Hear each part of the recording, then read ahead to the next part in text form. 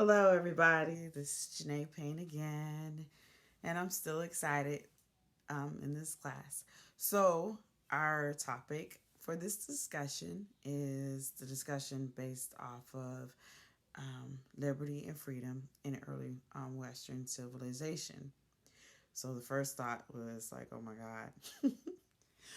But we all know that the Western civilization is social norms and ethical values. So, which freedom is the right to do whatever you feel like or think or want to do, and liberty is no interference with government. No rulings, you can breathe, be at peace. So, the first source that I found was called Freedom of Speech and Information and Global Perspective by Pika and Janie. So the approach of this source sets the stage for Western civilization. In this source, it brings out how in today's society, people should be able to speak without restrictions. And then it brought back then about the Free Press Act in 1766, Sweden's assembly, and how it formulated into the United States, which is known as the fundamental right.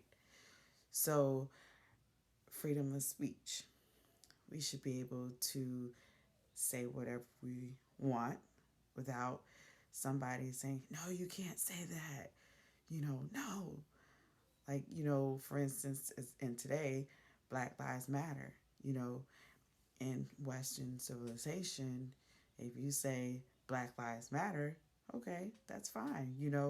Or White Lives Matter, that's fine as well. So there was no interference as far as um, freedom. And that's why I give the example of freedom of speech. So in Western civilization, it's okay. There was no type of writing or emphasis like, you know. So, and the next source is called Introduction to Western Culture, Culture, History, Religion, Politics, Folklore, and Tourism by Guben Chen and Lin Hua. Sorry if I said it wrong. And this is basically an Oriental point of view, people from China, and they wrote the paper.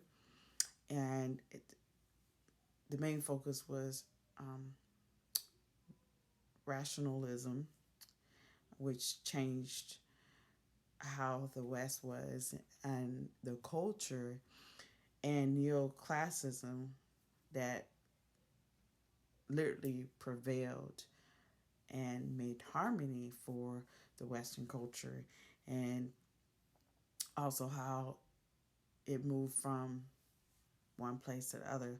For example, Italy to France, which became the main focus.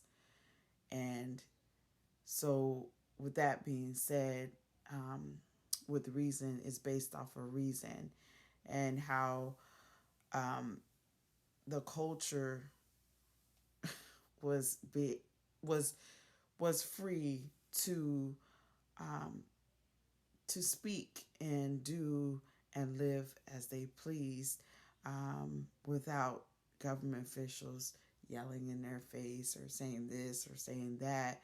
Um, they wanted structure and morals and principles at the same time, but being free to have that voice and say things that um, they wanted to say, without having to be restricted or do whatever they wanted to do. So that's what these authors bring out and wanted people to hear their side.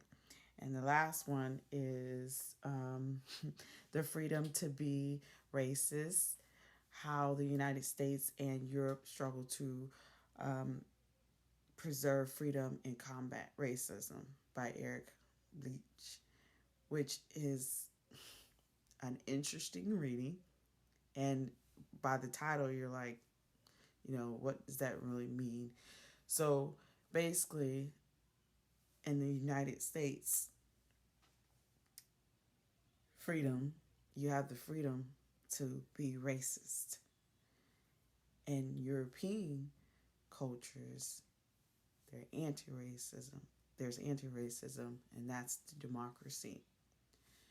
So within this, it liberates the difference of being free and also the liberty side where um, Europe